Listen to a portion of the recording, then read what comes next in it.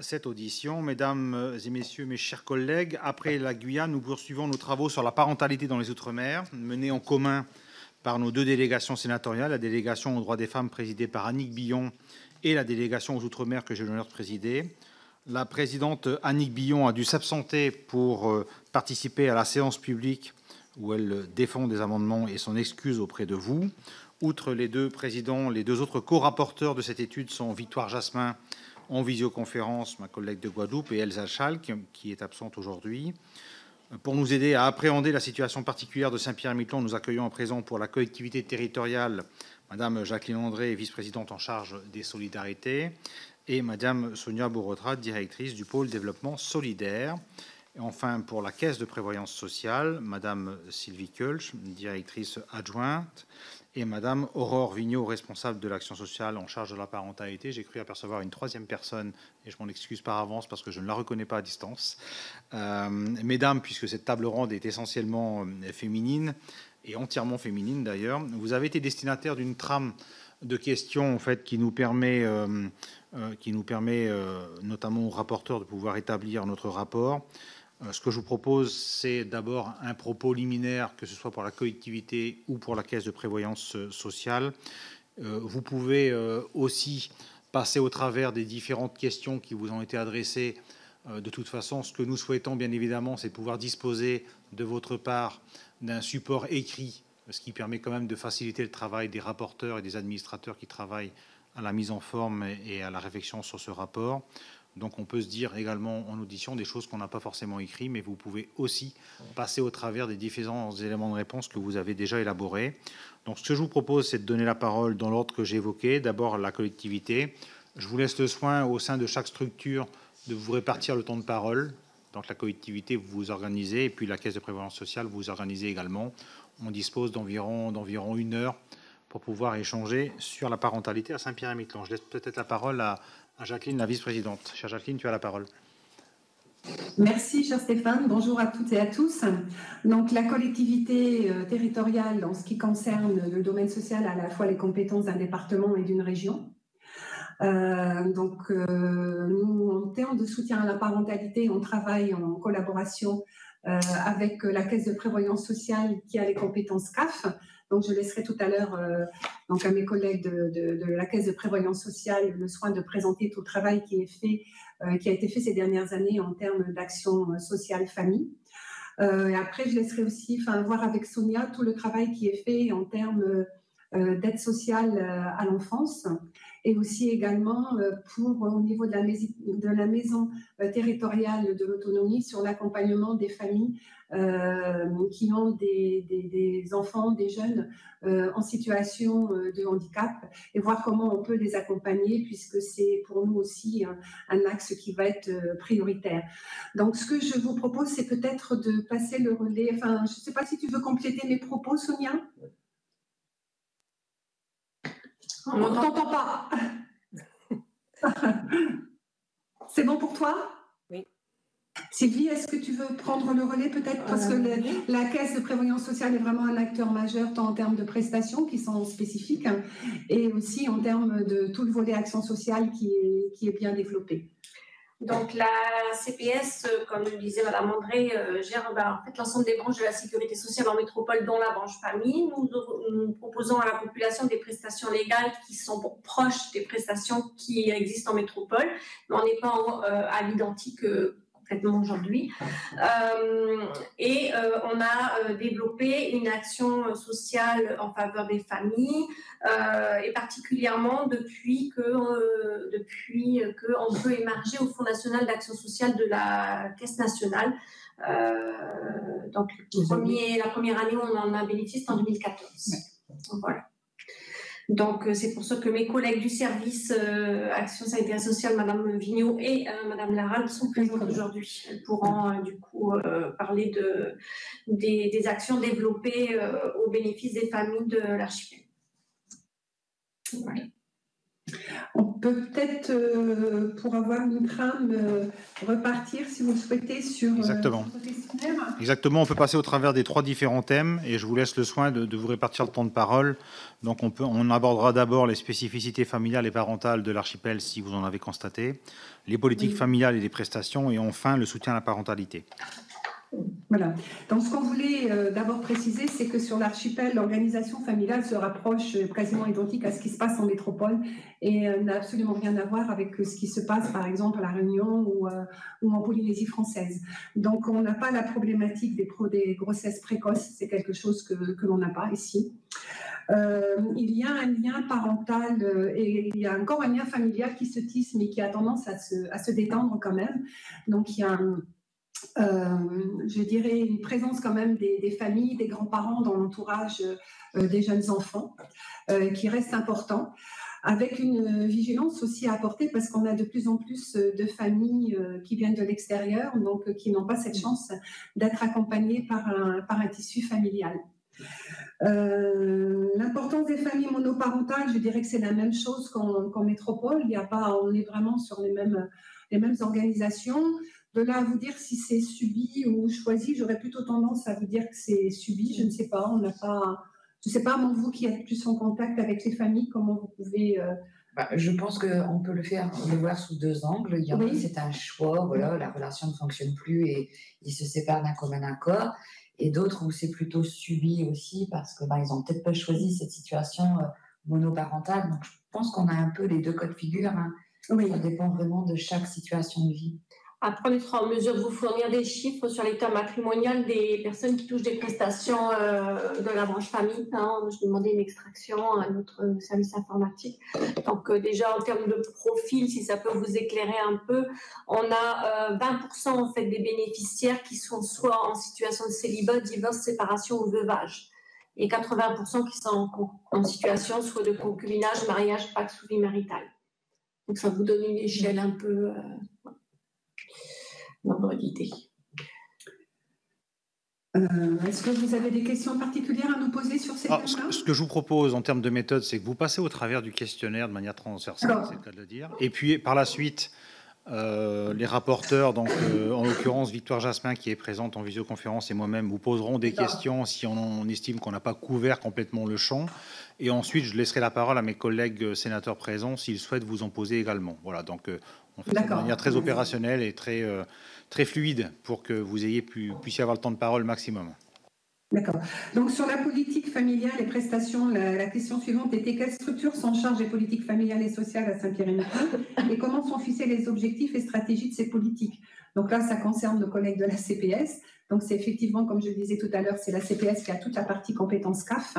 Oui, tout à fait. Voilà. Donc, il y a la partie, effectivement, prestations légales et prestations extra-légales.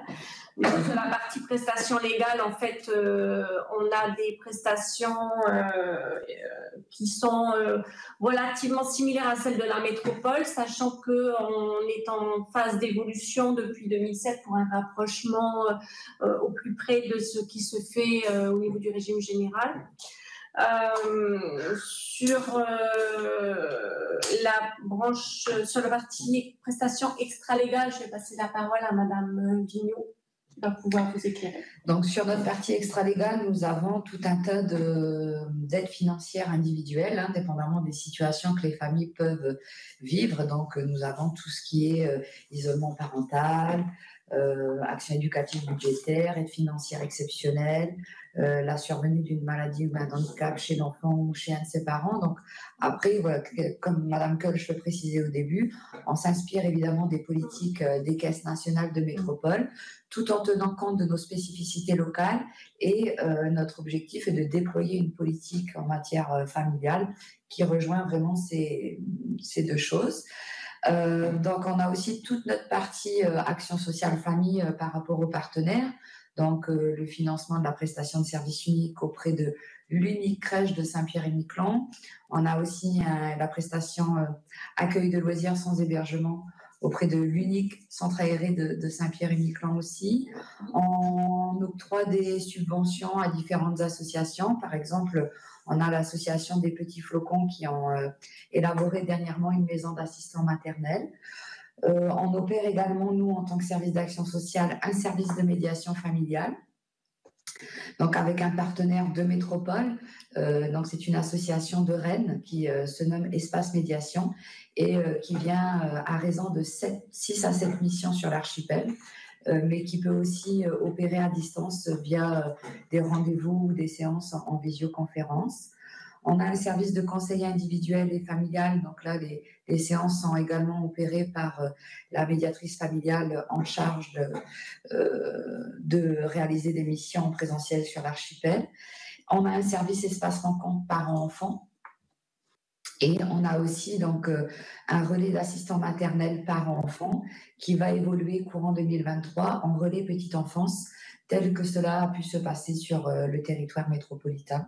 Donc voilà, on a vraiment un panel assez large finalement sur notre axe famille, entre les aides financières individuelles à destination des familles et de toute notre offre partenariale, je dirais, sur tant le versement de prestations de services que l'accompagnement des acteurs de terrain et des associations pour déployer notre politique familiale sur l'archipel. Voilà, et au niveau des prestations légales, la question de la spécificité locale est aussi un argument qui a prévalu quand il s'est agi d'étendre certaines prestations, puisqu'il faut savoir qu'on a des particularités sur un certain nombre de barèmes, et ça c'est lié aux spécificités et coûts de la vie sur le territoire.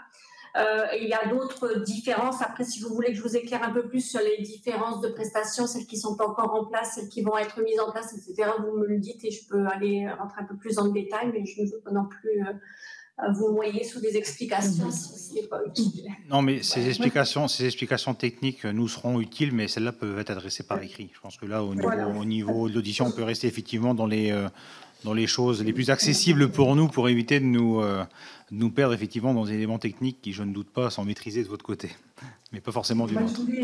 Je voulais compléter quand même parce que par rapport à ce que disaient mes collègues de la CPS, c'est que la CPS a établi un schéma territorial d'action sociale, donc qui avait été dressé il y a quelques années, qui avait été fait avec les partenaires. Donc il y a eu tout un travail de partenariat qui a été fait à ce moment-là et qui ont ciblé vraiment les priorités.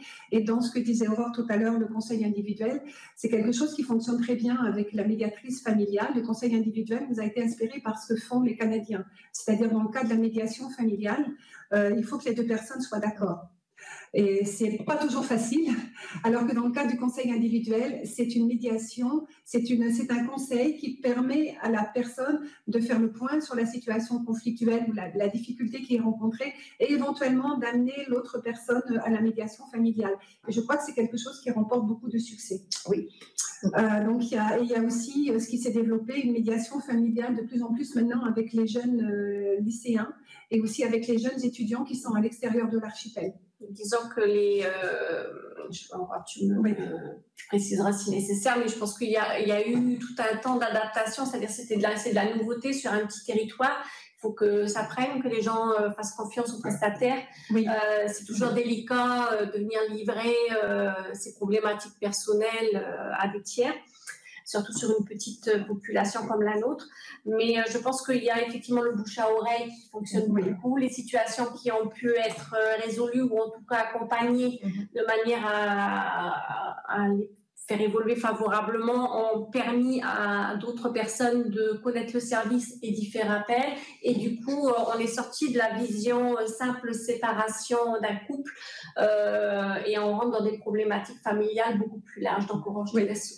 Par exemple, depuis 2 ans, on a beaucoup développé la médiation parents-adolescents. Et c'est quelque chose qui fonctionne bien. Donc, tant sur notre service de conseil individuel ou familial où les familles sont rencontrées dans un premier temps, donc les parents et ensuite les enfants. Et après, on essaye de rassembler tout le monde dans l'objectif de renouer le dialogue au sein de la cellule familiale et de trouver des solutions alternatives pour que les relations soient les plus saines possibles. Donc oui, effectivement. Et puis, c'est quelque chose qui rentre de plus en plus dans les mœurs de Saint-Pierre et Miquelonnet. On voit quand même qu'il y a une certaine tendance. On a moins honte de faire appel à ce type de service. Et le bouche à oreille, vu qu'on est une petite île, fonctionne très très bien. Et du coup, la qualité du service rendu, les gens sont très satisfaits. Et c'est quelque chose qui fonctionne vraiment très bien. De ton côté, Sonia, enfin, si vous avez terminé, maintenant, je propose d'écouter Sonia peut-être sur la partie sociale de la collectivité et ASE. Oui, donc au niveau de la collectivité, effectivement, notre action se situe principalement au niveau du service social de polyvalence et au niveau du service de l'aide sociale à l'enfance. Une particularité locale dont je voulais vous faire part, c'est le fait que les missions de PMI à Saint-Pierre-et-Miquelon sont confiées au centre hospitalier. Donc, nous ne les exerçons pas. C'est une particularité locale et déclinée dans le Code de la santé publique. Donc, pour nous, notre action se situe principalement donc, au niveau de l'ASE et du service social. On fait de la guidance parentale, évidemment, avec les travailleurs sociaux que nous avons dans nos services. Pardon. Et puis, nous intervenons également au niveau de la maison territoriale de l'autonomie, au niveau donc, du handicap. Je pense que c'est d'ailleurs, ça fait partie des besoins repérés, à savoir de pouvoir intensifier ce soutien parental, cette guidance en faveur des parents d'enfants en situation de handicap qui sont parfois aujourd'hui un peu malmenés et ont besoin en tout cas d'un soutien renforcé et de répit. Voilà ce que je voulais juste préciser. Je propose que l'on continue sur la partie, la cinquième question sur le montant global des différentes prestations sociales versées aux familles et la part que représentent ces ressources dans les familles de l'archipel. Est-ce que ça fait partie des éléments que vous pourriez envoyer, Sylvie, ou pas? Oui, je pourrais les envoyer, oui, voilà. Donc là, voilà, j'ai les chiffres du rapport d'activité 2021, mais d'une année sur l'autre, ça bouge peu. Hein. Je vous donne juste 2-3 chiffres et je pourrais vous les donner pour 2021 et 2022 en détail par mail. On a 417 familles qui bénéficient des prestations familiales, des allocations familiales, pour 1,6 million de dépenses en 2021. Donc, on a 115 familles qui ont touché l'allocation de rentrée scolaire, 150 bénéficiaires de l'allocation de base de la page, etc. Enfin, je vous donnerai tous les chiffres en détail. C'est utile de rentrer dans le point de détail. Donc, sur les prestations légales et en extra-légal, sur 2022, on a 630 000 € de financement de prestations de services ou d'aide individuelle. Voilà. Donc, idem pour la sixième question sur les prestations, enfin la différence des prestations par rapport à la métropole. Je pense que là, vous ferez le point sur tout ce qui est en train d'être mis en place. Donc, on vous enverra, enfin la CPF voilà, est d'accord pour vous envoyer un support écrit sur le sujet. Oui, on réalisera un support écrit. On va attendre d'avoir, si vous avez des demandes un peu plus précises, ou sinon, s'il n'y en a pas, on va partir de cette demande simple. À savoir juste spécifiquement qu'avec la LFSS 2023, il y a de nouvelles prestations qui vont être mises en place dans le courant de l'année, qui sont l'allocation journalière de proche aidant et l'allocation journalière présence parentale sur la branche famille. Voilà, d'accord. Voilà, très bien. Mais écoutez, si vous en êtes d'accord, je vous propose qu'on continue sur la partie vraiment soutien à la parentalité, avec la question 7, sur quels sont les besoins que l'on identifie en matière de soutien à la parentalité. Faut-il mettre en place une éducation à la parentalité? À quel moment, selon quelle modalité? Doit-on cibler spécifiquement les parents d'enfants en situation de décrochage scolaire ou de délinquance dans un cadre judiciaire, ou privilégiez-vous une approche globale? Alors, je vais me permettre de commencer. Les besoins identifiés en matière de soutien à la parentalité, oui, il faut les mettre en place, effectivement, du soutien à la parentalité. Je pense dès le plus jeune âge, donc on doit retravailler ensemble entre nous, mais on souhaiterait, il n'y a pas ici encore de schéma départemental de service aux familles, donc ce serait quelque chose qui serait à voir avec l'État. Pour que vraiment quand on reprenne, on a beaucoup d'indicateurs quand même, et qu'on puisse cibler ensemble les actions prioritaires à mettre en place et que chacun puisse y prendre sa place. On est influencé, je dirais, par les approches nord-américaines. Et dans votre question, qui est est-ce qu'on doit privilégier une approche globale? Je vous dirais vraiment oui. Dans un premier temps, en tout cas, tous les parents devraient pouvoir bénéficier du soutien à la parentalité. On sait qu'en métropole, il y a eu les 1000 premiers jours de l'enfant. Donc, un accompagnement dès l'annonce de la grossesse qui pourrait tout à fait être mis en place sur l'archipel étant donné nos petits effectifs. Donc, et un accompagnement sur les trois premières années, de l'enfant. Par la suite, on est en réflexion là, avec le président sur un projet éducatif du territoire qui pourrait permettre aussi de cibler un accompagnement à la fois des jeunes mais aussi des parents dans leur parentalité avec les établissements scolaires, avec le péri et l'extrascolaire également. On souhaite aussi travailler, et on en a échangé avec l'Éducation nationale dernièrement parce qu'on a eu la visite d'un inspecteur général, sur le développement des compétences psychosociales des jeunes, des enfants, des tout-petits et des jeunes, et en même temps sur le développement des compétences psychosociales des parents, parce que pour nous, les deux vont ensemble. Alors moi, j'insiste aussi sur la conciliation vie familiale, vie professionnelle, parce qu'on sait que c'est particulièrement important. Donc, on manque un peu la crèche est prise d'assaut ici. On manque de nounous agréés. Donc, c'est quelque chose pour lequel qu'on essaie de développer. Et dans la conciliation vie familiale, vie professionnelle, il y a un nouveau besoin qui se fait sentir. Il faut voir que sur l'archipel, on n'a pas de cantine scolaire et que ça pose quand même quelques difficultés aux familles. Surtout, par exemple, on a du maintien à domicile qui se développe de plus en plus pour les personnes âgées, personnes en situation de handicap. Et ce sont quand même des horaires qui sont atypiques, comme dans certains métiers. Et c'est d'essayer de réfléchir à mieux accompagner et comment on peut trouver des solutions aux familles. Parce que pour l'instant, les nounous agréés, elles s'arrêtent à 17h30 le soir. Donc, pour les horaires atypiques et pour la période entre midi et 13h30, pour les parents qui ont des contraintes horaires, ça reste compliqué. Sur le décrochage scolaire ou la délinquance, là, je laisserai peut-être la partie à Sonia, sachant que, bon, je veux juste dire que les familles, on les connaît. On est en train de travailler avec l'Éducation nationale sur les informations préoccupantes qui nous sont données beaucoup trop tardivement. On a eu jusqu'à 90 demi-journées d'absence avant d'avoir une information préoccupante. Ou alors elle nous arrive au mois de juin et à un moment donné où nos travailleurs sociaux ne peuvent plus intervenir, ou c'est difficile d'intervenir auprès des familles.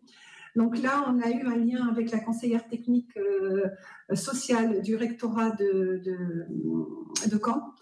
Et les choses sont en train de se mettre en place, en tout cas pour pouvoir mieux travailler avec l'Éducation nationale et faire en sorte que ces informations soient vraiment beaucoup plus précoces.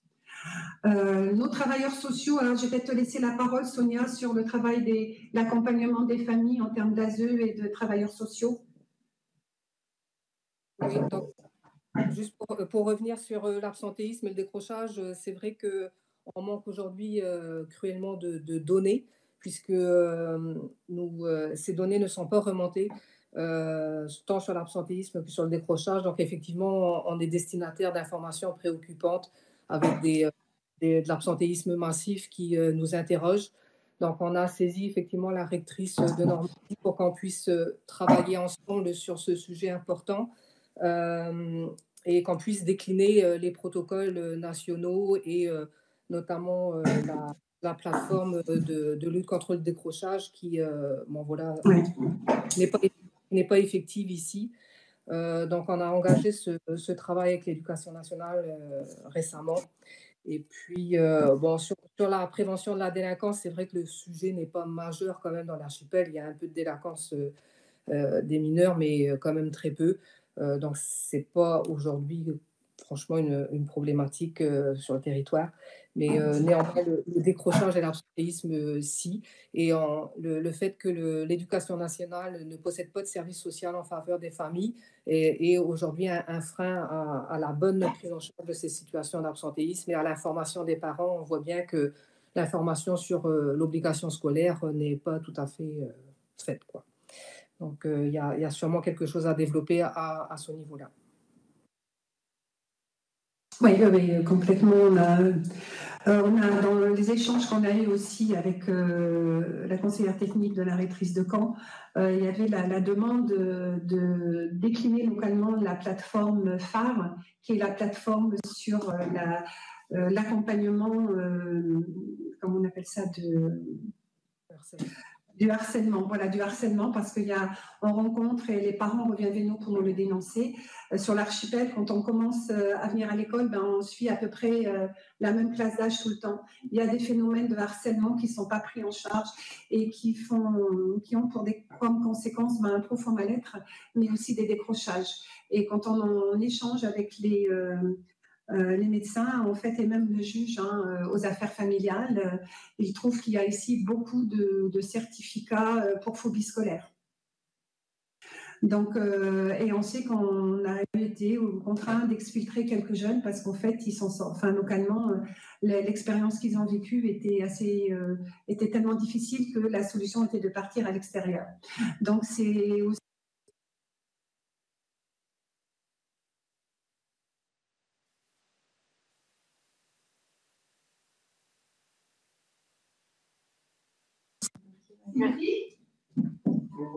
C'est bon, vous êtes revenu. Est-ce que vous nous entendez? Oui, c'est bon.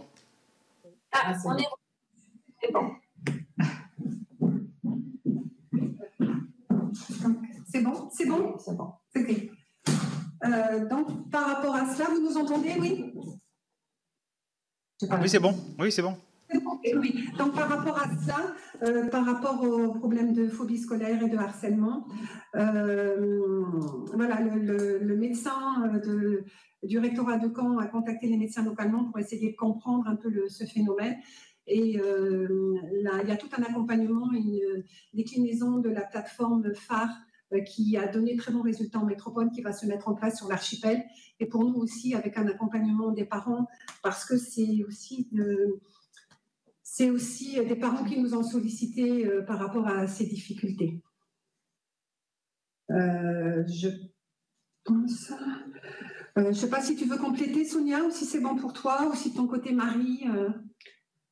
Non, oui. Juste une petite parenthèse pour notre part. Donc oui, effectivement, il y a de toute manière des besoins d'accompagnement à la parentalité. Mettre en place une éducation à la parentalité, moi je suis plutôt, vous allez me dire que je suis petite tête, mais un accompagnement plutôt qu'une éducation à la parentalité, en évitant principalement de cibler les familles qui auraient dont les enfants auraient des soucis de délinquance, ou parce que c'est toujours en lien avec la petitesse de l'île, on identifie vite qui a fait des bêtises et pourquoi il a été jugé ou autre. Donc l'idée n'est pas de les stigmatiser, mais bien notre idée d'avoir un cadre général et après de travailler de manière un petit peu plus individuelle avec ce type de situation qui relèverait davantage de la délinquance ou d'un autre cadre. Donc on est tout à fait en phase sur le fait de développer une approche globale. À quel moment et selon quelle modalité, je pense que à tous les moments de la vie d'une famille. C'est la mission de Marie, donc je vais la laisser un petit peu développer sur la question, mais c'est de pouvoir en fait construire une boîte à outils et à l'intérieur de cette boîte à outils que chaque parent puisse utiliser l'outil ou les outils qui lui convient le mieux, dépendamment de la situation traversée, de la difficulté rencontrée, ou peut-être même juste du questionnement. Des fois, on n'est pas sur forcément une problématique particulière, on est aussi sur un questionnement pour être en phase avec nos valeurs de parentalité, etc., etc. Donc, je vais laisser la parole aussi à ma collègue Marie qui est en charge de ce volet-là au sein de mon service. Merci, oui, vous avez toutes deux bien résumé, mesdames, en effet, la particularité locale. Et je pense qu'ici, c'est certain que c'est à travailler le soutien à la parentalité, c'est quelque chose d'assez nouveau. Voilà, la guidance parentale, ça ça y vient de plus en plus, mais c'est certain qu'aujourd'hui, on va dire, ce qui peut être basique sur la métropole, qui peut se faire, comme un café des parents qui peut avoir lieu, voilà, un atelier XY où on peut venir avec son enfant ou tout simplement en tant que jeune parent. C'est vrai que sur l'archipel, il n'y a pas encore tout ça. Et je pense que c'est certain que ça a toute sa place, c'est à mettre en place. Il y a une vraie demande. Et tant pour les parents que pour les professionnels aussi de la petite enfance sur l'archipel, je pense que c'est important de rassembler. On a des professionnels qui sont prêts à venir sur des lieux d'échange, d'écoute, de partage. Et voilà, les mentalités évoluent, ça rentre dans les mœurs. C'est certain que voilà, c'est difficile, c'est une particularité locale. On vient, on s'assoit, on connaît ou on identifie en tout cas la personne qui est à côté de nous. Et je pense que voilà, ça c'était un frein il y a quelques années. Aujourd'hui, on vient s'inspirer de ce qui fonctionne bien ailleurs. Il ne faut pas oublier que notre population, elle a évolué aussi. Nous sommes 50, même un peu plus de 50% de la population qui est métropolitaine. Donc, je pense que c'est un réel atout pour la parentalité. C'est une force d'avoir ces gens qui viennent de l'extérieur avec un regard nouveau et surtout qui connaissent les ateliers, les événements et vont venir et briser un petit peu là, ce tabou qu'on aurait à venir dire... Voilà, parfois, c'est pas saisir des professionnels dans de l'urgence. Un café des parents, c'est aussi un moment où on vient échanger, on vient écouter, on vient prendre un peu la boîte à outils, comme disait ma collègue. Et ça manque sur l'archipel. Donc, je rejoins une éducation à la parentalité, non. On est dans l'accompagnement et vraiment dans une approche globale en incluant les professionnels qu'il y a sur l'archipel. Merci. Moi, je voulais juste compléter en disant on repère aussi des forces chez les parents et donc on a une approche qui n'est pas déficitaire, mais une approche pour se dire qu'on part des forces des parents pour mieux les accompagner. Et donc, tous ces lieux de rencontre qui sont en train de se mettre en place, ce sont aussi des lieux d'échange et des lieux de mixité sociale où les familles de l'archipel ou des familles qui viennent de l'extérieur et quel que soit le milieu social peuvent aussi se rencontrer. Et c'est pour nous quelque chose vraiment de très important. Donc c'est vrai qu'il y a eu quelques cafés des parents qui ont vu le jour là et avec des réponses intéressantes. Et puis voilà, les gens ont envie de se rencontrer et se baser sur la psychologie positive est toujours aussi quelque chose qui permet d'attirer. Et le fait aussi de vouloir attirer tous les parents, ça permet vraiment cet échange et on sait aussi que c'est très efficace quand les parents peuvent échanger entre eux et que ce n'est pas une institution ou un professionnel, mais que les parents puissent faire part de leur expérience et pouvoir se retrouver. Oui. Et c'est certain que oui, je pense que la petite enfance, par exemple, quelque chose qui se met en place en métropole, c'est la 10e édition cette année. Je n'ai pas pu la relayer, mais l'année prochaine, c'est certain, c'est la Semaine nationale de la petite enfance. On voit qu'à travers toute la métropole et outre-mer, ça prend bien. Et en fait, ce qui est sympa de voir, c'est que c'est la diversité des intervenants qui vont mettre des actions en place à travers cette semaine-là. En fait, comment le professionnel, le parent s'approprie, par exemple, une semaine nationale de la petite enfance. Et sur l'archipel, c'est vrai que c'est des choses qu'on mettait pas en place peu en avant. La journée aussi des assistantes maternelles. Voilà, c'est assez récent sur l'archipel. Depuis 2016-2017, on parle aujourd'hui d'assistantes maternelles. Sous son petit nom nounou, mais voilà, ça y est, c'est rentré un peu dans les mœurs aussi, avec la MAM, comme disait ma collègue. Et je pense que voilà, ça aussi, les parents sont demandeurs d'événements pour du coup participer avec leurs enfants. Comment est-ce que sur du temps personnel, du coup, on peut avoir des événements de famille. Et on a tendance à faire venir beaucoup d'intervenants sur l'archipel. En effet, c'est très bien, on en a besoin. Mais il y a aussi des intervenants, il y a une vraie richesse sur l'île. Et une semaine nationale de la petite enfance à mettre en place, c'est du travail, mais on a des intervenants de qualité sur l'archipel. Donc je pense que c'est aussi à travailler de notre côté. Ça fait partie de mes missions. Et pour 2024, je pense qu'il y a un pas à avancer. Et c'est des événements comme ça qui, je pense, peut rassembler aussi sur l'archipel. Et tout ça, c'est aussi en droite ligne de la mise en place du complément libre choix du mode de garde en 2016, parce que ce n'était pas disponible dans l'archipel avant. Donc, effectivement, toute cette démarche d'accompagnement des familles et des professionnels a découlé au niveau du service action sociale. Là, pour continuer sur les structures institutionnelles ou associatives qui mettent aujourd'hui en place des actions en matière de soutien à la parentalité, Il y a une nouvelle association qui s'est créée, qui est l'association Lila, qui a à peine un an d'existence, je pense, qui est intéressante parce qu'en fait, elle regroupe des professionnels de santé, psychologues, ostéopathes, kinés, médecins, diététiciennes. Et donc, il y a aussi des cafés qui se mettent en place avec les parents. Donc, je pense que là, ça fonctionne bien aussi. Je ne sais pas si tu es en contact avec eux. Enfin, moi, j'avais échangé un peu avec eux. Mais je pense qu'il y a une belle dynamique aussi qui s'est enclenchée de ce côté-là. Donc, pour nous, c'est vraiment aussi des relais, un relais intéressant. Moi, je voudrais juste revenir sur les besoins. Je ne sais pas, Sonia, si tu m'entends, mais si tu peux parler un peu des besoins spécifiques qu'on a repérés sur les familles qui ont des enfants en situation de handicap, en termes d'accompagnement. Oui, je l'évoquais tout à l'heure, effectivement, j'étais en avance sur le timing. Oui. Donc, c'est vrai qu'on repère ce besoin, on l'a repéré à la fois le schéma de l'autonomie et puis le projet territorial enfance-jeunesse qui avait ce besoin de soutien à la parentalité pour les parents d'enfants en situation de handicap. Donc, autant dans le volet éducatif que dans le répit, c'est-à-dire que, par exemple, il n'y a pas de temps de vacances adapté et il n'y a pas de moment où les parents peuvent vraiment souffler s'ils en ont besoin. Donc, il y aurait éventuellement le développement de formes de répit qui serait intéressant. Et puis, une forme aussi de soutien, surtout à mi-clan, où on parle très peu de handicap, où c'est encore quelque chose qui est tu, qui est tabou. Et on aimerait pouvoir vraiment accompagner ces parents dans l'acceptation du handicap et puis le fait de pouvoir aussi solliciter les aides et avoir que les enfants aient accès à leurs droits, puisque aujourd'hui il y a très très peu d'enfants en situation de handicap repérés sur mi-clan, alors que bon, il n'y a pas de raison que l'île y échappe. Mais par exemple, on n'a pas de projet de scolarisation pour mi-clan, ou très très peu. Et donc, ça nous interroge. Et donc, il y aurait sans doute un axe à développer là, donc sur ces questions de parentalité en lien avec le handicap. D'accord. Un des axes que je pense aussi qu'on devrait privilégier avec les familles, c'est l'accompagnement à l'autonomie.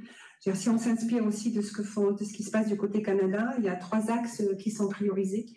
Il y a la compétence, repérer la compétence chez les jeunes, le sentiment d'appartenance, appartenir à sa communauté, et aussi l'autonomie.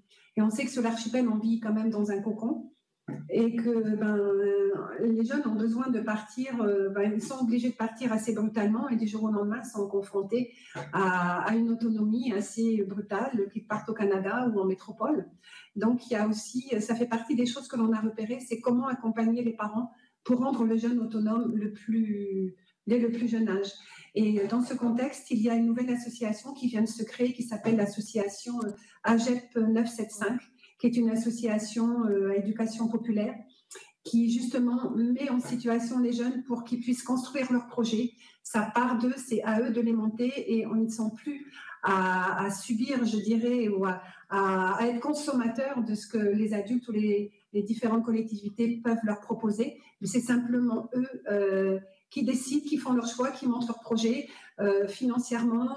C'est les ouvrir aussi le plus possible sur l'extérieur par l'intermédiaire des chantiers jeunesse. Donc, cette association vient d'ouvrir et là, les jeunes ont l'air de très bien se l'approprier. Donc, c'est tout un travail qui va nous permettre aussi de travailler sur l'autonomie du jeune avec les familles.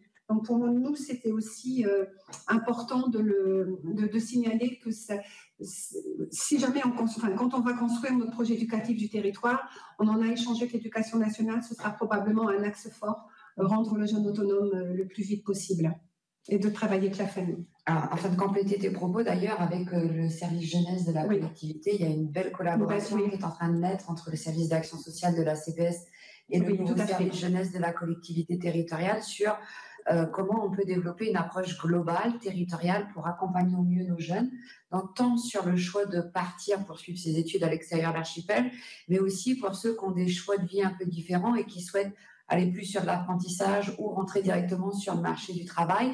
C'est comment on peut les aider à identifier leurs compétences, ce qu'on appelle, nous, compétences psychosociales, et les différentes personnes ressources autour d'eux qu'ils seraient capables de mobiliser pour justement leur donner toutes les clés pour l'autonomie dont ils ont besoin pour démarrer leur vie le plus facilement possible. En tout cas, c'est quand même un beau projet qui va naître entre les deux institutions, et vraiment pour avoir une visée territoriale d'accompagnement de nos jeunes sur notre territoire. En fait. Oui, c'est très bien ce que dit Aurore, parce que ça nous permet aussi d'accompagner. Il y a un travail par alternance qui commence à se développer sur l'archipel.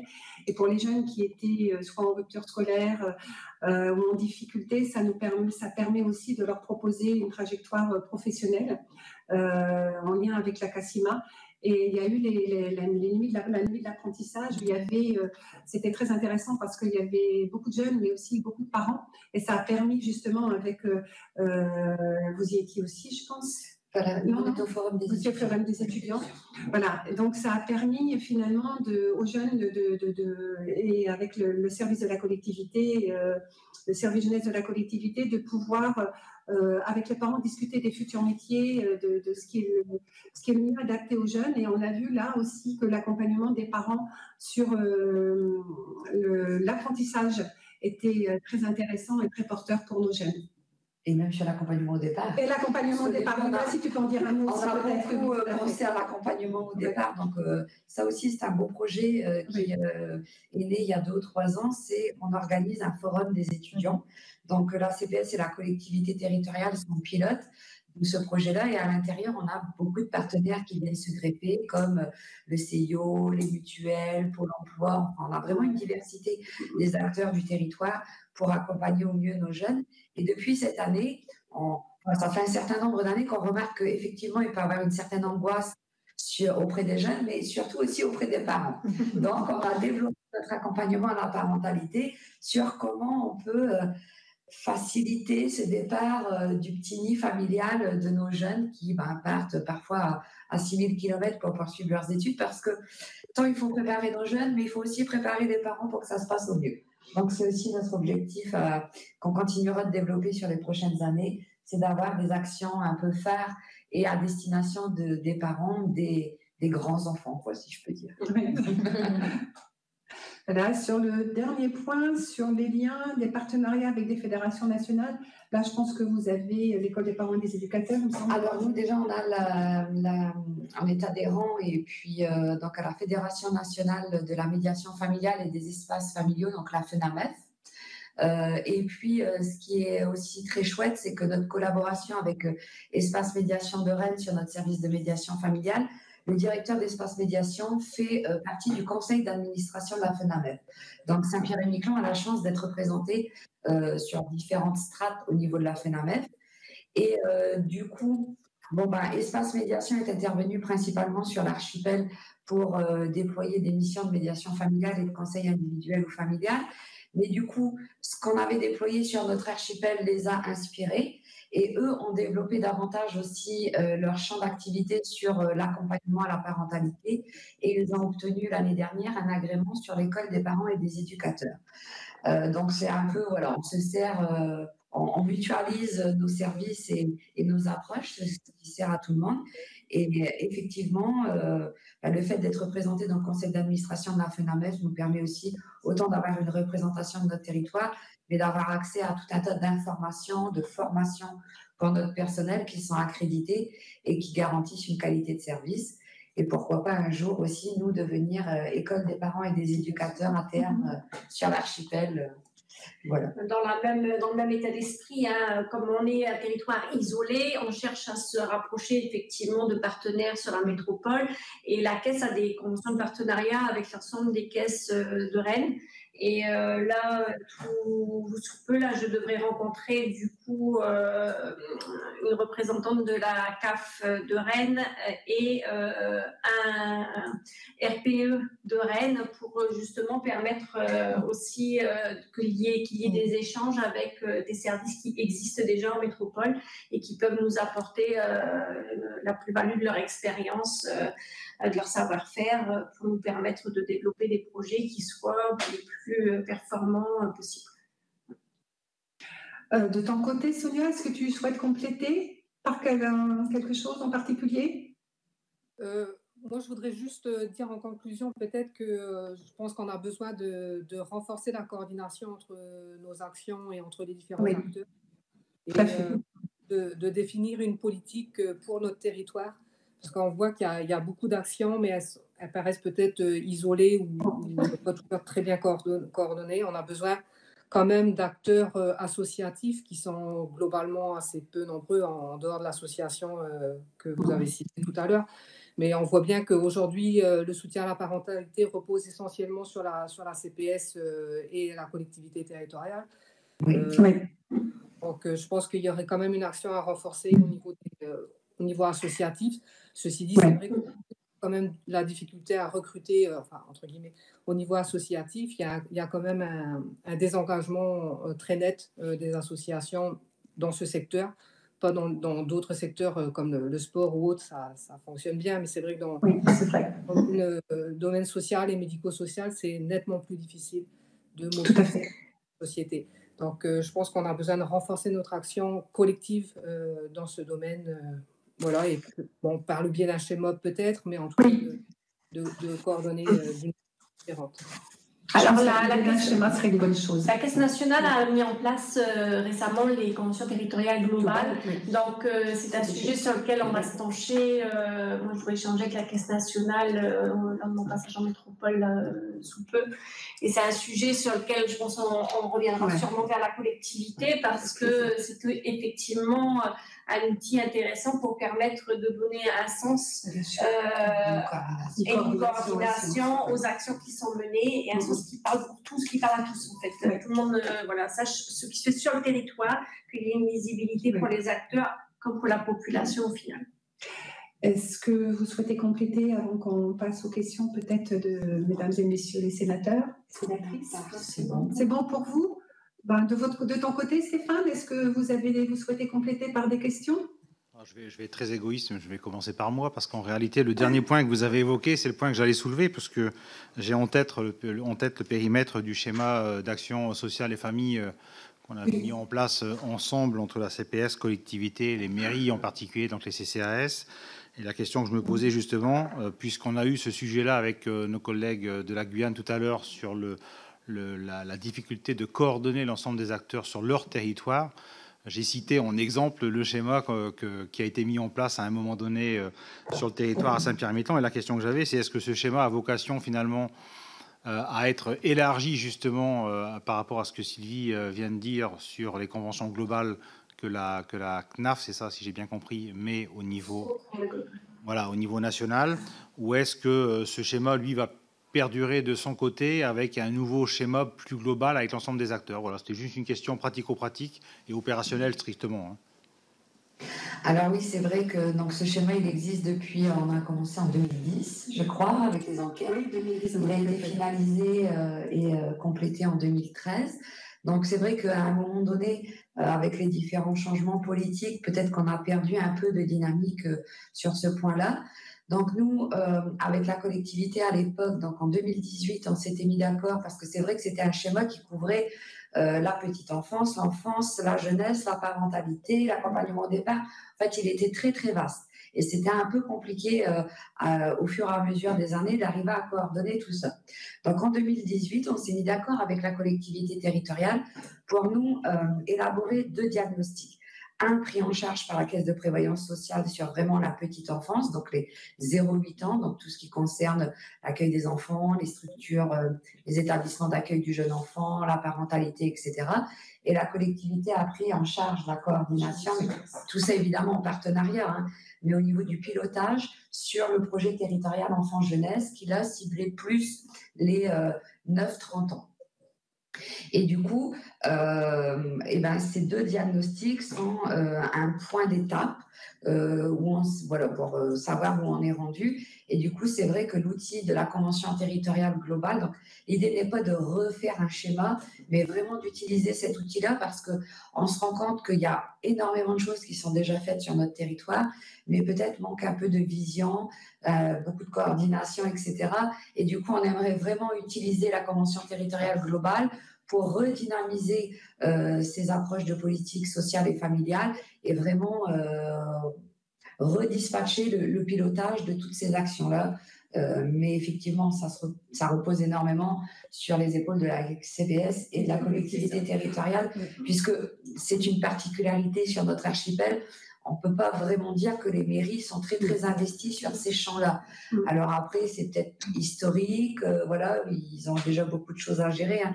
Je ne jette pas du tout la balle aux mairies, c'est juste un constat de manière très nette. Je pense qu'il y a beaucoup encore de travail politique et stratégique à entamer et on espère que la CTG pourra nous aider. Donc, et il faut reprendre les rencontres partenariales, etc. pour voir, parce que tout ce qui était prôné dans le cadre du schéma territorial des services de famille a été réalisé finalement. Aujourd'hui, c'est comment on optimise les sources de financement, comment on les optimise auprès des structures, auprès des politiques qu'on déploie et de la stratégie sur notre territoire. Et voilà, on a beaucoup d'espoir sur la Convention territoriale globale puisque les retours qu'on obtient du national sont très, très positifs. Donc, on se dit que et puis on aimerait aussi que la CNAF vienne faire une petite mission parce qu'ils sont venus en 2012 donc pour qu'on puisse échanger ensemble et puis voir les perspectives d'évolution. Oui, tout à fait. Pour compléter aussi ce que dit Aurore, c'est vrai que à la fois sur le schéma petite enfance et tout le projet jeunesse, on s'est rendu compte aussi, en tout cas pour la partie jeunesse, que c'était important. On a ciblé des actions pour les jeunes, mais c'est important aussi de faire avec les parents, c'est-à-dire que le parent, c'est le parent du jeune, et de ne pas se concentrer que sur les besoins du jeune, mais du besoin du parent aussi, et de ne pas le conforter dans son rôle d'éducateur. Et c'est aussi vers ça qu'on va, c'est de se dire, on doit se tourner vers les besoins des parents, à la fois en termes d'organisation, conciliation vie familiale, vie professionnelle, mais aussi en tant que parents, en tant qu'éducateurs, comment mieux les accompagner et bien cibler leurs besoins. Et ça, c'est quelque chose qu'on a besoin de compléter, il me semble. Ouais. Encore deux questions de mon côté. La première, c'est est-ce qu'il existe aujourd'hui des obstacles juridiques, légaux qui empêchent certaines prestations de l'Hexagone d'être appliquées à Saint-Pierre-et-Miquelon concernant la famille? Ça, c'est la première question. Puisque je le dis pour mes collègues et ceux qui nous suivent, c'est qu'à Saint-Pierre-et-Miquelon, on a un régime social qui est différent de celui de l'Hexagone, ce qui peut expliquer dans le temps certaines prestations n'ont pas été rendues applicables. Donc je pose cette question. Et puis la deuxième, vous parlez des acteurs qui sont impliqués, donc je les ai en tête puisqu'ils sont en face de nous, en l'occurrence la CPS et la collectivité. J'aimerais savoir, au niveau de l'État, si vous avez le sentiment que sur ce territoire, il y a une dynamique ou une réflexion, alors que visiblement, il y a des crédits de l'État sur certaines lignes qui existent, et qui ne semblent pas forcément être mobilisés à l'heure actuelle. Ça faisait partie des questions aussi qu'on a posées au ministère de l'Outre-mer, puisqu'en réalité, il peut y avoir des appels à projets nationaux dont des opérateurs locaux n'ont pas forcément accès. Donc la question, c'est est-ce que vous sentez aussi une impulsion de l'État, ou est-ce que l'État est plutôt observateur? Et c'est pas une critique, c'est vraiment quelque chose d'objectif que je demande là. Je te laisse répondre à la première question. Oui. Donc, sur les prestations, la majorité des prestations sont ont été étendues à un moment donné et sont appliquées. Comme je disais tout à l'heure, il y a 2 nouvelles prestations qui nous sont étendues via la LFSS et on attend le décret d'application. C'est l'allocation journalière de proche aidant et l'allocation journalière de présence parentale. On a des prestations qui sont étendues avec des particularités. Si je prends l'exemple, par exemple, de la VPF, on n'a ni la VPF Outre-mer ni la VPF Métropole, on a un statut hybride. On a des spécificités, mais qui sont de plus en plus, qui diminuent de plus en plus. On a des particularités. On n'a pas la prime de déménagement qui a été étendue. Les ALF et ALS ont été étendus en 2022, mais pas l'APL. Donc voilà, le prêt à l'amélioration de l'habitat n'existe pas non plus chez nous. Et pour l'instant, mais on a des aides extra-légales, voilà. On n'a pas non plus, c'est toutes les personnes au logement et l'aide de la complémentaire santé qui est financée, voilà, la complémentaire santé solidaire qui est versée sous condition de ressources. Donc chez nous n'est pas en place non plus. Mais voilà, grosso modo, on est vraiment sur de plus en plus au plus près de ce qui se fait au national. Les difficultés qu'on rencontre cependant, c'est qu'on a des dispositifs qui nous sont étendus et qui ne concernent que quelques situations. Et c'est une grosse difficulté pour la CPS parce qu'on n'a pas les outils nationaux. Et comme on a des différences réglementaires, quelquefois des spécificités, on est en difficulté pour pouvoir former nos personnels parce qu'on ne peut pas les former sur des outils qu'on n'a pas. On est toujours obligé, les formateurs de métropole sont sur les règles de métropole, mais comme on a souvent des adaptations, il faut pouvoir faire le point. Et en termes d'expertise pour nos salariés, c'est très compliqué puisqu'il faut acquérir une expertise sur des cas particuliers qui vont se présenter pour certains une fois de temps en temps. Donc, on est en train de travailler avec la CNAF pour voir si on pourrait, par exemple, sur tout ce qui est recouvrement des impayés de pension alimentaire, sous-traité avec une caisse de métropole, parce qu'il faut savoir qu'en métropole, déjà, c'est sectorisé, enfin, c'est rassemblé par, il y a la mutualisation. Alors, je ne vous dis pas que ici, pour une petite population comme la nôtre, c'est très compliqué à mettre en place. Donc, on le fait, mais c'est de la gestion manuelle, donc c'est très compliqué. Et au-delà de ça, on a des problématiques liées à tout ce qui correspond aux pages emploi en métropole. Il faut savoir que quand en 2016, le CMG et l'ASF ont été étendus à Saint-Pierre-et-Miquelon, il était prévu que la gestion du CMG soit transitoire jusqu'au 31 décembre 2016 par la CPS. Elle devait être prise par le page emploi une année plus tard. Et puis, il y a eu une extension d'une année sur la prise en charge CPS en attendant que le page emploi puisse développer un outil de gestion. Puisque le problème qu'avait le gestionnaire, c'était que son outil était développé, on va dire, dans le dur et que les paramètres spécifiques de Saint-Pierre-et-Miquelon, qui sont les taux de cotisation et les assiettes de cotisation différentes du régime général, ne pouvaient donc pas être modifiés dans son outil. Ça supposait un développement entier du même applicatif en l'occurrence. Et pour le coup, au final, ça s'est terminé un peu en autre boudin pour nous, puisqu'on s'est retrouvé à pas développer un outil de gestion parce que c'était temporaire et à faire une gestion manuelle au départ. Et finalement, on s'est retrouvé à garder la gestion sans avoir l'outil. Et c'est très compliqué pour nos équipes. Et donc, on a eu un échange avec le page emploi, je profite de l'occasion, récemment, qui nous disait qu'ils allaient intégrer Mayotte avec des paramètres particuliers, du coup, dans la période à venir. Et on se disait qu'il y avait peut-être une fenêtre pour nous, pour faciliter, du coup, les démarches des familles qui pourraient se faire en ligne. Et voilà, quoi, que les familles de l'archipel puissent bénéficier de la même offre de service, en fait. Voilà, que ce soit plus simple pour eux et plus simple pour nos équipes. Actuellement, c'est complexe. Oui, c'est très complexe. D'accord. Pour ta deuxième question, Stéphane, par rapport au lien avec l'État, bon, je demanderai après à Sonia d'intervenir. Ce que je peux constater, c'est que dans nos relations avec l'éducation nationale, là, on constate une amélioration depuis la venue de la rectrice de Caen et le fait aussi que le président l'ait sollicité. Donc, ça permet de bouger les choses, en tout cas sur l'accompagnement des familles, parce qu'on tient à ce qu'il y ait un service social qui soit vraiment sur de la prévention, tant au niveau des familles que des jeunes, et aussi à décliner les programmes nationaux. Et ça, on a trouvé que c'était vraiment une amélioration pour nous. Après, je vais laisser parler Sonia, mais il me semble que c'est plus Sonia il y a un certain nombre de dispositifs qui relèveraient qui doivent transiter par l'ATS, l'administration territoriale de la santé, qui est en fait notre ARS locale. Et en fait, je pense que c'est surtout Sonia qui met une vigilance législative pour aller réclamer voilà, ce qu'on peut obtenir, parce qu'en fait, la démarche, il me semble, ne se fait pas. Mais je parle sous le contrôle de Sonia. Je ne sais pas si Sonia, tu peux dire quelques mots sur ce sujet? Sur le sujet qui nous intéresse aujourd'hui, je dirais que je pense pas que effectivement l'État ait vraiment un rôle moteur. On a eu beaucoup de difficultés en fait à impliquer et à mobiliser dans le projet territorial enfance-jeunesse qu'on a signé en 2020. On a de la difficulté à mobiliser les partenaires de l'État, des différents services de l'État. Et puis, comme on le disait tout à l'heure, ça repose encore essentiellement sur la collectivité territoriale et la CPS.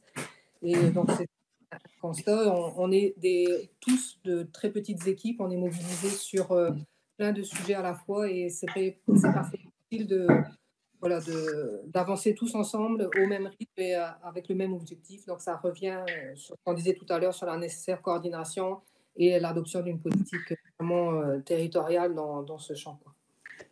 D'accord, merci. Est-ce que vous avez d'autres questions de votre côté, Stéphane? Je regarde mes collègues, mais visiblement, ce n'est pas le cas. Donc, je ne vois pas non plus à dire. Je vérifie oui, simplement. Stéphane, Ah, pardon, excuse-moi, Victoire, on te voit Ah, maintenant à l'écran. sur Victoire Vision. Jasmin a une question. Victoire, tu as la parole. Oui, en qualité de rapporteur, je suis très attentive à tout ce qui se dit. Donc, merci beaucoup, Monsieur le Président. Et mesdames, vous étiez que des dames, donc je vous remercie pour l'intégralité de ce que vous avez dit. Mais j'ai quand même peu de questions, parce que j'ai été interpellée quand même par le fait qu'il y ait eu un absentéisme pour un enfant, par exemple. Vous avez constaté que pendant 90 jours, un enfant était absent. 90 demi-journées, pardon. Je pense que c'est 90 demi-journées, oui. Ah, 90 demi-journées, ouais, donc c'est déjà... Mais ça fait quand même 45 jours, hein. Oui, c'est déjà moins, mais c'est quand même important et inquiétant. Donc, alors, je voudrais savoir si vous êtes en relation avec les associations de parents d'élèves du territoire. Est-ce que vous avez des projets communs? Parce que là, vous avez cité un certain nombre d'associations qui sont sur le territoire, mais aussi en Hexagone, en fait, vous dites la métropole. Donc, je voudrais savoir si, au niveau local, les associations de parents d'élèves vous sollicitent également. La deuxième question, est-ce que vous bénéficiez des crédits fléchés dans le cadre du plan pauvreté du gouvernement? L'autre question, c'est les contrats locaux d'aide à la parentalité, d'aide à la scolarité, pardon, d'aide à la scolarité. Alors, est-ce que vous avez des demandes dans ce sens? Est-ce que vous avez des projets aussi en ce sens? Et ma toute dernière question, c'est la question de la restauration scolaire. Alors, bon, je sais que c'est assez exceptionnel, c'est la première fois que j'entends qu'il n'y a pas de restauration sur le territoire. Donc, est-ce que c'est parce qu'il n'y avait pas suffisamment de besoin ne se faisait pas sentir, ou est-ce que c'est un choix de la collectivité? Alors, est-ce que vous pouvez m'éclairer sur ces questions-là? Je vous remercie. D'accord, merci. Alors, sur les associations de parents d'élèves, en fait, les contacts que l'on a avec eux, c'est au travers des différentes instances comme la CDAPH.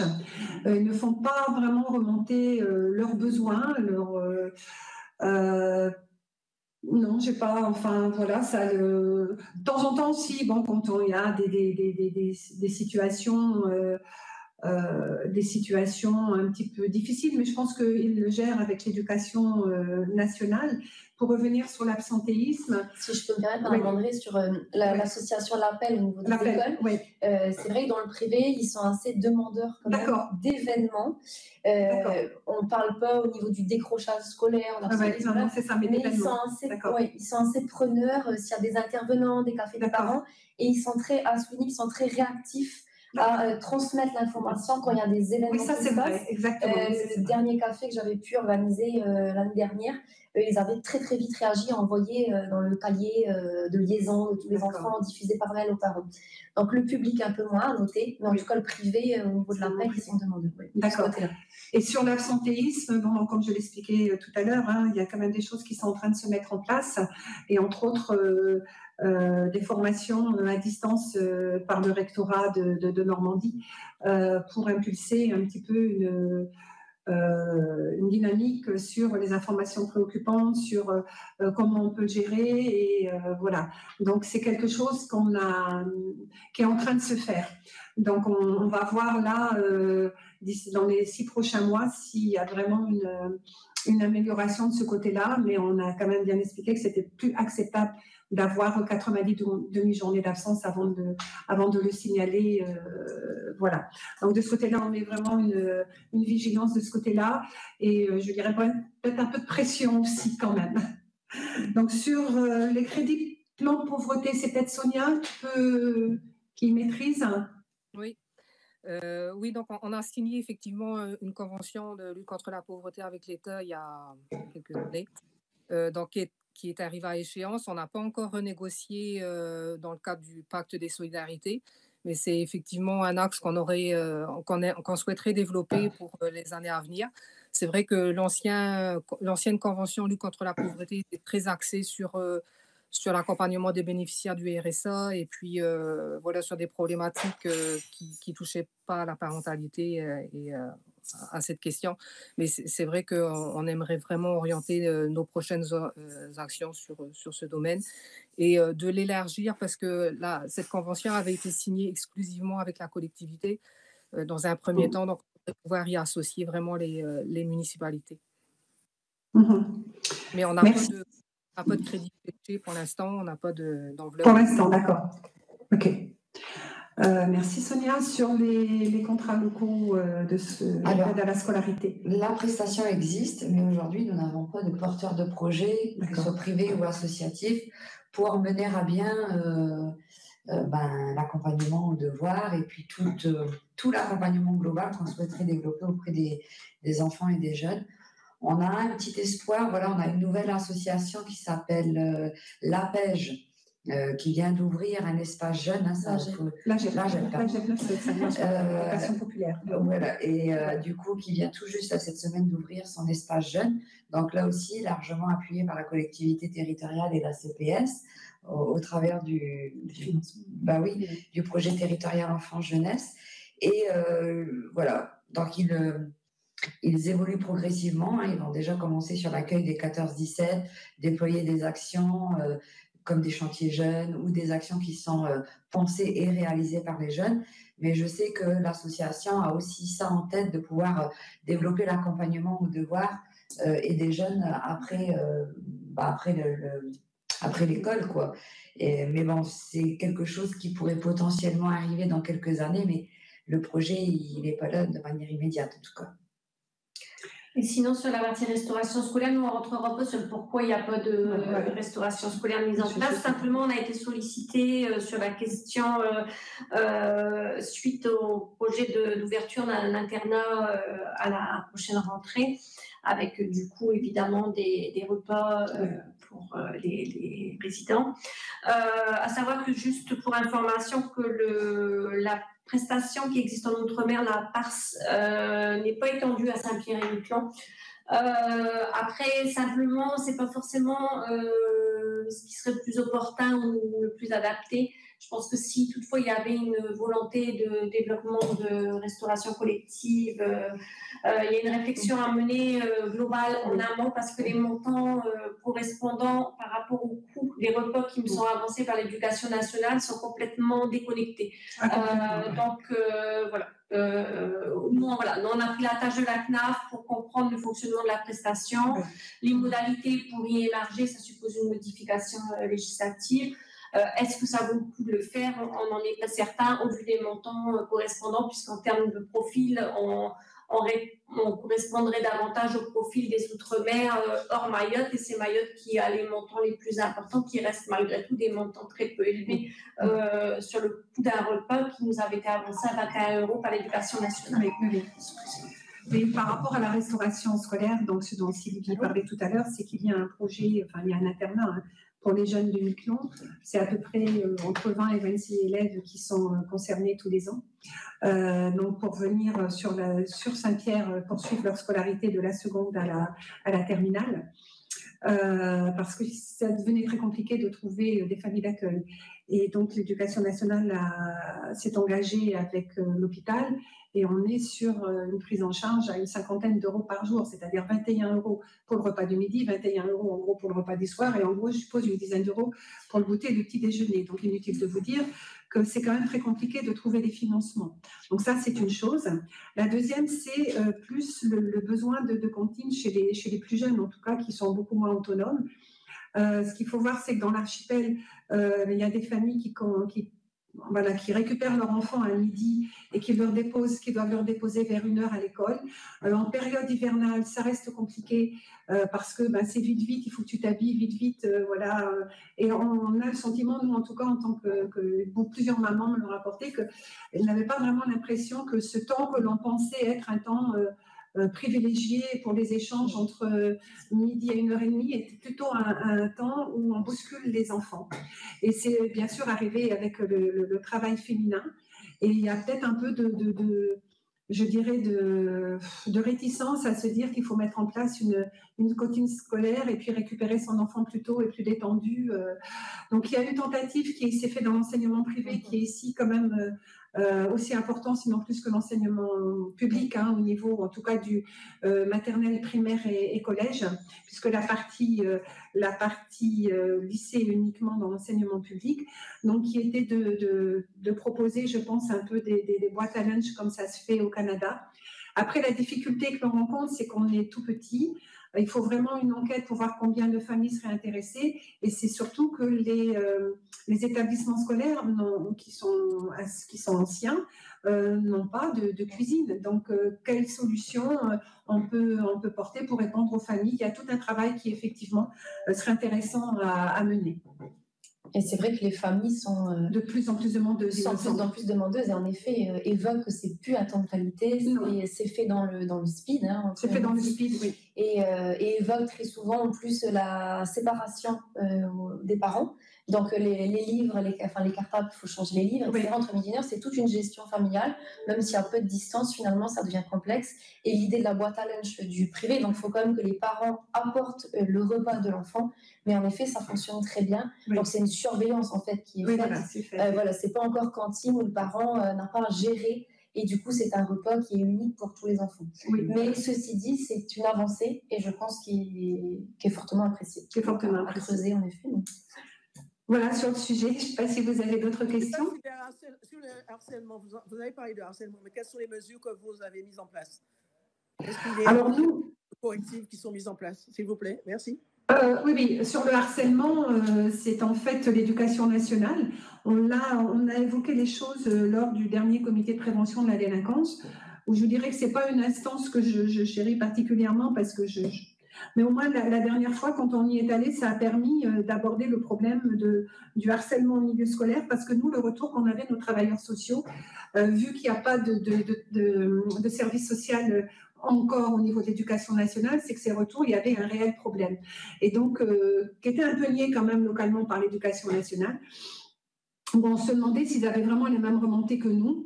Et en fait, là, la réponse, c'est vraiment de mettre en place le programme, de décliner le plus rapidement possible avec le rectorat de Caen, de former le programme national qui s'appelle le programme phare, qui est un programme qui est très intéressant, qui comprend à la fois la formation des enseignants, mais aussi la formation des jeunes en tant que témoins, et qui aussi cible le climat scolaire.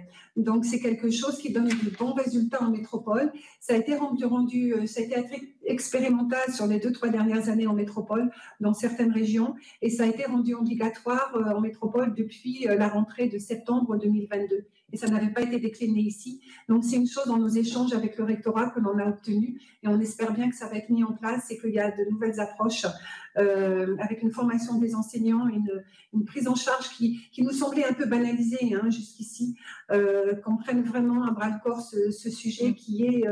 Nous, on vise en fait de faire de notre archipel un territoire de bien-être. Et effectivement, le bien-être à l'école est quelque chose d'incontournable pour nous et de prioritaire. Je ne sais pas si vous me rejoignez, mesdames. Il y avait une volonté de la part de l'équipe éducative et de la vie scolaire. Ils avaient gagné un projet au national d'ailleurs, avec un spot vidéo qui avait été réalisé par les jeunes sur le harcèlement, qui avait été diffusé dans tous les lycées de métropole et outre-mer. Et c'est vrai que ça avait été mené il y a 4 ans maintenant. Ça avait bien fonctionné. C'était une volonté de l'équipe scolaire. Donc, En fait, ce qu'on voit, c'est qu'il y a eu des interventions, il y a eu des actions, on dirait one shot, comme ça, et qu'après tout retombe, et en fait, le besoin naît, mais il n'y avait pas de continuité dans l'action. Et avec ce programme phare, ce qu'on voit, c'est que c'est une action continue, avec une veille qui est mise en place, avec des personnes qui sont identifiées, tant au niveau des enseignants qu'au niveau des élèves, et on y va, et ça commence dès le cours préparatoire. Donc, on y est particulièrement vigilant sur l'application, et on a senti du côté du rectorat de Caen, c'était une priorité aussi. Merci pour ces précisions. Je laisse la parole maintenant. Il y a un excellent rapport du Sénat. Alors, permettez-moi, Monsieur le Président, de signaler qu'il y a un excellent rapport du Sénat qui date d'il y a deux années, avec nos collègues Van Egg et Bello, et il y a un certain nombre de recommandations, parce que là, il n'y a pas que l'éducation nationale, il y a tous les acteurs qui doivent s'impliquer dans cette démarche. Je vous remercie. Désolé, Monsieur le Président. Non, mais je vous rejoins, Madame la Sénatrice, c'est qu'effectivement, c'est aussi ce qu'on souhaite décliner avec l'éducation nationale quand on veut travailler sur le développement des compétences psychosociales des enfants, c'est de faire en sorte que tout ce qui s'affrait et les formations qui seront données au sein de l'éducation nationale, je vous remercie d'ailleurs de m'interpeller sur le sujet, puissent être déclinées dans le péri et l'extrascolaire. Merci. Donc cette fois-ci, je peux laisser la parole à Micheline Jacques, qui est en présentiel. Merci, Président, chers collègues, mesdames, je vous remercie pour toutes ces informations très éclairantes. Je me suis un petit peu retrouvée dans vos explications, puisque je suis sénateur de Saint-Barthélemy, donc une toute petite île qui connaît un certain nombre, nous avons un certain nombre de similitudes à cause de l'insularité. Juste une question pratico-pratique pour avoir été enseignante et directrice d'école pendant de nombreuses années. Le décalage horaire avec le rectorat de Caen, d'une part, et ont-ils aussi une culture des Outre-mer et une culture de l'insularité pour pouvoir répondre à certaines problématiques que vous rencontrez sur votre territoire. Mais ma question plus importante s'attacherait à, vous avez parlé de la naissance, des accouchements, thème aussi cher à mon cœur, puisque vous avez la chance de pouvoir, les bébés ont la chance de pouvoir naître chez vous, alors que chez nous, ce n'est pas le cas. J'aurais aimé savoir sur les grossesses à risque, donc dont les mères sont évacuées, doivent partir, je présume, à l'avance. Est-ce que votre CPS prévoit des dispositifs spécifiques pour accompagner ces familles, puisque je présume qu'il doit y avoir un coût lié au fait de quitter le territoire. C'est pas la branche famille en fait de la CPS qui met en place le dispositif, c'est la branche maladie. C'est un décret de 1991 qui prévoit d'une part quand il est validé par le médecin conseil que la patiente doive être suivie au Canada ou en métropole, dépendamment des situations. Le billet d'avion de la maman et du papa, en l'occurrence, est pris en charge au tarif le moins élevé, évidemment, par la CPS. Et il y a des indemnités d'hébergement journalières qui sont versées pour aider à subvenir aux frais d'hébergement de la personne, de la future maman si elle n'est pas hospitalisée, et du papa en l'occurrence. Et donc, notre service Action sociale peut aussi venir en complément pour aider sur toutes les démarches préalables au départ, les difficultés sociales, parce qu'il y a des réseaux sur la métropole en général, c'est sur Rennes, et quelques cas qu'il y a eu, la plupart sont sur le Canada, mais bon, il y a des correspondants à Saint-Jean ou en métropole avec lesquels notre service peut intervenir pour venir en soutien. Donc, voilà les principales le dispositif tel qu'il existe aujourd'hui. Pour compléter les propos de ma collègue, on a créé depuis 2 ans aussi, parce que, donc, comme on le sait, la CPS recouvre la branche maladie, famille et vieillesse de la sécurité sociale. Et du coup, à l'image des parcours attentionnés qu'a pu créer l'assurance maladie depuis quelques années, donc on s'est inspiré et on a créé un parcours naissance-parentalité. Donc, au fait, on a créé une petite mallette avec les différents services de la CPS qui interviennent dans la grossesse ou la naissance, puisqu'avant, les informations étaient envoyées de manière assez disparate. Et l'idée, c'était de coordonner ce qu'on pouvait faire avec nos services en interne. Donc, on a créé un parcours attentionné avec une mallette, ma paternité, ou à l'intérieur. Donc, une fois la déclaration de grossesse déposée à l'accueil de la CPS, la maman ou les parents se voient remettre cette mallette, et à l'intérieur de cette mallette, qui sont personnalisées jusqu'aux dates de congé maternité, etc., on a tout un tas d'informations au cas où la maman ait besoin d'être évacuée au Canada ou en métropole, avec les démarches administratives, logistiques, les différents points que ma collègue Sylvie a pu soulever avant, notamment sur les indemnisations quand on est évacué, soit sur Saint-Jean-de-Terre-Neuve ou sur la métropole. Donc, on essaye vraiment que les familles puissent avoir de manière assez anticipée l'ensemble des informations pour être en capacité de se préparer. Alors, on n'est jamais prêt, mais d'avoir au moins des informations en cas de départ anticipées sur des soucis de santé de la mère ou de l'enfant. Alors, donc, vous me confirmez bien que c'est un dispositif propre à la CPS de Saint-Pierre-et-Miquelon? Oui, tout à fait. C'est un décret spécifique qui date de 1991 et qui ne concerne que la CPS de Saint-Pierre-et-Miquelon. Je vous remercie infiniment. Je vous en prie. Bien, écoutez, je vous propose, mesdames, puisque nous sommes...